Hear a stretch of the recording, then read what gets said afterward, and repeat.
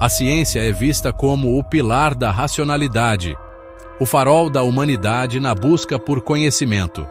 Mas e quando esse farol aponta para uma direção que ninguém quer ver? E se a próxima grande descoberta científica desafiar tanto o status quo que seja mais fácil ignorá-la do que encará-la? Ao longo da história, ideias revolucionárias foram recebidas com ceticismo, escárnio e até mesmo hostilidade. Grandes mentes silenciadas, descobertas enterradas sob o peso do dogma e da tradição. O que sabemos hoje sobre o universo, sobre a vida e sobre nós mesmos, poderia ser radicalmente diferente se algumas dessas ideias absurdas tivessem sido ouvidas. Neste vídeo do canal, a Top 10 da Verdade, vamos explorar 10 teorias científicas que foram inicialmente rejeitadas, ridicularizadas e até mesmo censuradas. Preparem-se para uma jornada fascinante pelo lado oculto da ciência, onde a ousadia de questionar pode ser tão reveladora quanto a certeza de saber. Imaginem um mapa-mundi diferente de tudo que conhecemos. Um quebra-cabeça gigante onde os continentes se encaixam como peças perdidas. Essa foi a visão revolucionária de Alfred Wegener, um meteorologista alemão que ousou desafiar a geologia tradicional no início do século XX.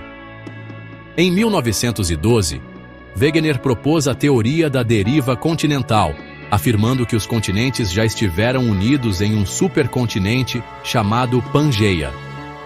Através de observações geológicas, fósseis e até mesmo da correspondência entre as linhas costeiras da América do Sul e da África, Wegener construiu um argumento convincente.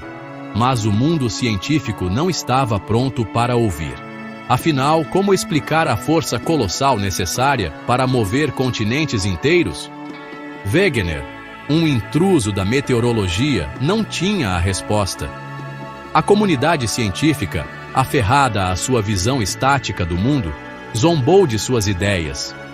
Wegener foi ridicularizado publicamente, chamado de amador, e suas pesquisas foram relegadas à obscuridade. Mas a verdade, como os continentes que um dia se separaram, tinha o seu próprio caminho a percorrer.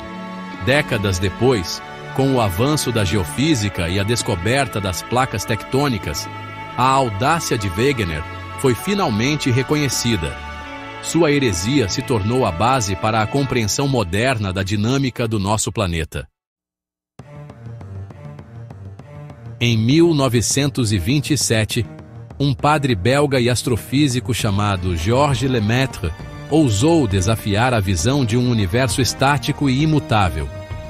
Observando as equações da então recente teoria da relatividade geral de Einstein, Lemaitre deduziu que o universo não era imóvel, mas sim que estava em constante expansão. Sua teoria, conhecida como hipótese do átomo primordial, propunha que o universo teve origem a partir de um único ponto superdenso e quente, e que desde então está se expandindo em todas as direções. Imaginem a ousadia, um universo em constante movimento, evoluindo a partir de um passado remoto e misterioso. A comunidade científica, ainda apegada à ideia de um cosmos eterno e imutável, recebeu a proposta com ceticismo. Lemaitre, um padre em um campo dominado pela física, enfrentou resistência não apenas por suas ideias, mas também por sua fé. Até mesmo Einstein, inicialmente, resistiu à ideia de um universo em expansão, considerando-a abominável. No entanto, a evidência de um universo em expansão se tornava cada vez mais difícil de ignorar. Observações de galáxias distantes, realizadas por Edwin Hubble, mostraram que elas estavam se afastando da Via Láctea a velocidades proporcionais à sua distância, confirmando a previsão de Lemaitre. E se a Terra não fosse apenas uma rocha gigante vagando pelo espaço, mas sim um organismo vivo, respirando e se autorregulando?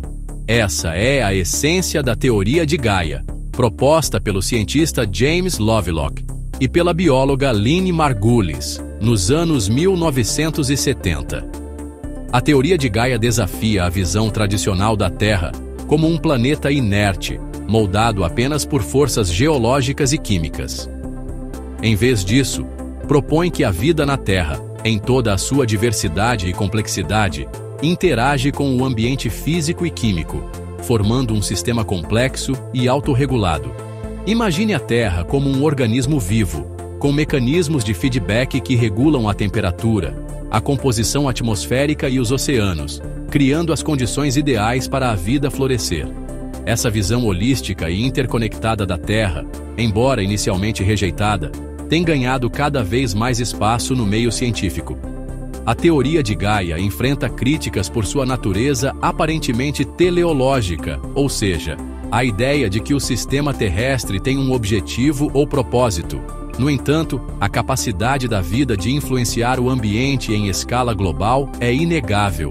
A crescente preocupação com as mudanças climáticas, por exemplo, coloca em evidência a interação complexa entre a biosfera, a atmosfera e os oceanos. O instinto materno é frequentemente retratado como uma força inata e universal, guiando as mães na criação dos filhos. Mas e se essa ideia, tão enraizada na cultura humana, não refletisse a complexidade da maternidade em outras espécies, e até mesmo na nossa própria história evolutiva? A antropóloga Sarah Blaffer Hardy desafiou essa visão tradicional com suas pesquisas inovadoras sobre o comportamento materno em primatas. Hardy argumentou que o instinto materno não é um programa fixo e imutável, mas sim um conjunto flexível de estratégias que evoluíram em resposta a pressões ambientais e sociais específicas. Suas observações de primatas revelaram uma gama surpreendente de comportamentos maternos, incluindo o infanticídio, o abandono e a competição por recursos. Hardy argumentou que essas atitudes, embora chocantes para nossa sensibilidade humana, são, na verdade, adaptações estratégicas que maximizam o sucesso reprodutivo em ambientes desafiadores. Ao desafiar a visão romântica e idealizada da maternidade, a Hardy abriu caminho para uma compreensão mais profunda e complexa da biologia e da cultura da maternidade humana. Suas pesquisas lançaram luz sobre as pressões evolutivas que moldaram o comportamento materno, revelando a interação complexa entre biologia, cultura e ambiente. Imaginem um mundo onde as partículas têm seus próprios gêmeos do mal, idênticos em tudo, exceto por sua carga elétrica oposta. Essa é a estranha realidade da antimatéria, um conceito que desafiou os limites da física no início do século XX e que continua a intrigar cientistas até hoje. Em 1928, o físico britânico Paul Dirac, enquanto trabalhava em sua equação para descrever o comportamento dos elétrons, deparou-se com uma previsão surpreendente: a existência de partículas idênticas aos elétrons, mas com carga positiva, os pósitrons. A princípio, a ideia de antimatéria foi recebida com ceticismo. Parecia absurda, uma excentricidade matemática sem nenhuma relação com a realidade. Como poderiam existir partículas espelhadas, com propriedades tão estranhas? No entanto, a natureza tinha um plano diferente. Em 1932, o físico americano Carl Anderson, enquanto estudava raios cósmicos, observou rastros de partículas com a massa do elétron, mas que se curvavam na direção oposta em um campo magnético, indicando uma carga positiva. A antimatéria, antes relegada ao reino da especulação teórica, havia sido finalmente descoberta. Lavar as mãos, um ato tão simples, tão banal. No entanto, em meados do século XIX, essa prática básica de higiene era ignorada por muitos médicos, com consequências devastadoras para seus pacientes. Essa é a história trágica de Ignaz Semmelweis, um médico húngaro que ousou desafiar o status quo e pagou um preço alto por isso. Semmelweis trabalhava em um hospital em Viena, onde observou uma taxa alarmante de mortalidade entre mulheres que davam à luz na ala obstétrica. Intrigado com a disparidade entre a mortalidade nas duas alas, ele iniciou uma investigação meticulosa, buscando a causa dessa tragédia silenciosa. Suas observações o levaram a uma conclusão perturbadora. Os médicos que frequentemente se deslocavam da sala de autópsia para a ala obstétrica sem lavar as mãos, estavam, na verdade, transmitindo partículas cadavéricas para as pacientes, causando a febre puerperal, uma infecção pós-parto frequentemente fatal. Semmelweis implementou uma política rigorosa de lavagem das mãos com solução clorada, e os resultados foram impressionantes. A taxa de mortalidade na ala obstétrica despencou drasticamente. No entanto, suas descobertas foram recebidas com hostilidade pela comunidade médica. Olhem para o céu noturno. O que vem? Estrelas, planetas, a vastidão do cosmos. Mas e se eu dissesse que por séculos, a ideia de que rochas pudessem cair do céu era considerada pura heresia? Essa é a história de como a ciência, por vezes, se fecha para o desconhecido, preferindo negar a evidência em vez de questionar seus próprios dogmas. Por muito tempo, a ideia de que pedras pudessem cair do céu era considerada absurda. Afinal, argumentavam os céticos, não havia pedras no céu. Relatos de testemunhas oculares eram descartados como superstições, delírios, ou, na melhor das hipóteses, fenômenos atmosféricos mal interpretados. No entanto, a evidência, na forma de crateras de impacto e fragmentos de meteoritos, contava uma história diferente. A Terra, como qualquer outro corpo celeste, era constantemente bombardeada por detritos espaciais, alguns deles grandes o suficiente para deixar cicatrizes duradouras em sua superfície. Um dos casos mais emblemáticos dessa resistência à ideia de meteoritos ocorreu em 1794, quando uma chuva de pedras atingiu a cidade de Siena, na Itália. Apesar das inúmeras testemunhas e da evidência física, a comunidade científica da época se recusou a aceitar a origem extraterrestre das pedras. Por décadas, a úlcera péptica, uma ferida dolorosa no revestimento do estômago ou duodeno, foi atribuída a fatores como estresse, dieta e estilo de vida. Mas, e se a verdadeira culpada fosse uma bactéria, vivendo despercebida no ambiente ácido do estômago humano? Essa foi a descoberta revolucionária dos médicos australianos, Barry Marshall e Robin Warren, que, em 1982, identificaram a Helicobacter pylori, uma bactéria em forma de espiral, como a principal causa da maioria das úlceras pépticas. A princípio, suas descobertas foram recebidas com ceticismo pela comunidade médica. Afinal, como poderia uma bactéria sobreviver no ambiente hostil do estômago, muito menos causar úlceras? A ideia era considerada absurda, uma afronta ao conhecimento médico estabelecido. Marshall e Warren, determinados a provar a validade de suas descobertas, enfrentaram a resistência da comunidade científica.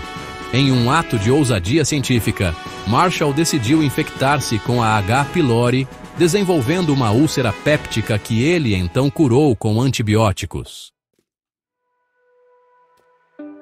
A água, a substância mais abundante na Terra, essencial para a vida, guarda um segredo?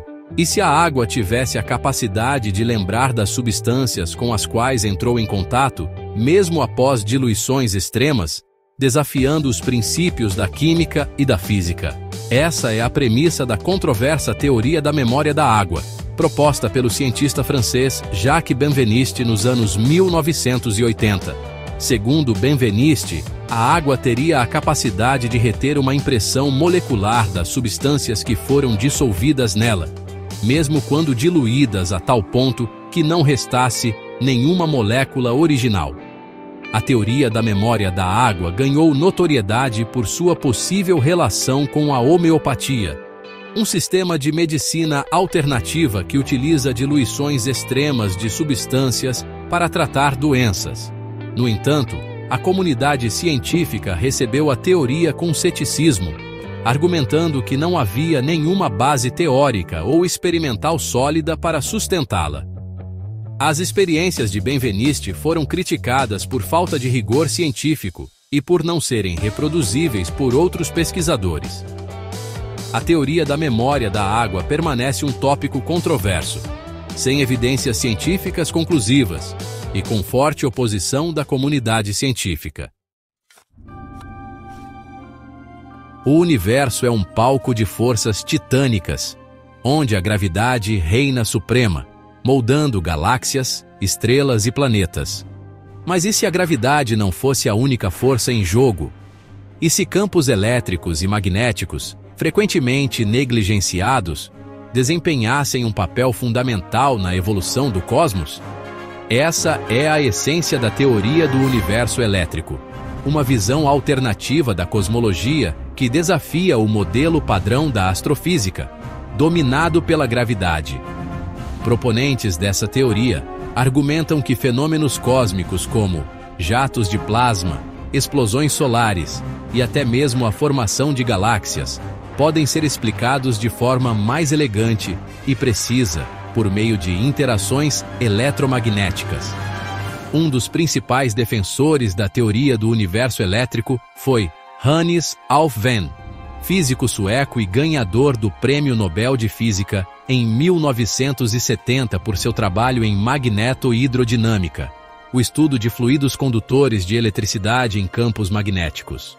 Alfvén argumentou que o plasma, um estado da matéria em que elétrons e íons estão livres para se mover, desempenha um papel crucial na evolução do universo. No entanto, a teoria do universo elétrico permanece uma visão marginal dentro da comunidade científica. Críticos argumentam que a teoria carece de evidências observacionais e que não consegue explicar a formação de estruturas em larga escala no universo, como aglomerados de galáxias. Ao longo da história da ciência, ideias revolucionárias foram recebidas com ceticismo, escárnio e até mesmo hostilidade. Grandes mentes silenciadas, descobertas enterradas sob o peso do dogma e da tradição. Mas a verdade, como vimos, tem uma maneira peculiar de se impor, desafiando nossas crenças mais arraigadas e expandindo os limites do conhecimento. Essas teorias, antes consideradas absurdas e heréticas, nos mostram que a ciência não é um conjunto imutável de verdades absolutas, mas sim um processo dinâmico e em constante evolução de descoberta, questionamento e aprimoramento. A história nos ensina que rir de uma teoria hoje pode ser ignorar uma verdade amanhã. E você, qual dessas ideias injustiçadas te fascinou mais? Qual você acredita que ainda pode se provar correta? Compartilhe suas reflexões nos comentários e continue explorando o lado oculto da ciência conosco aqui, no canal O Top 10 da Verdade.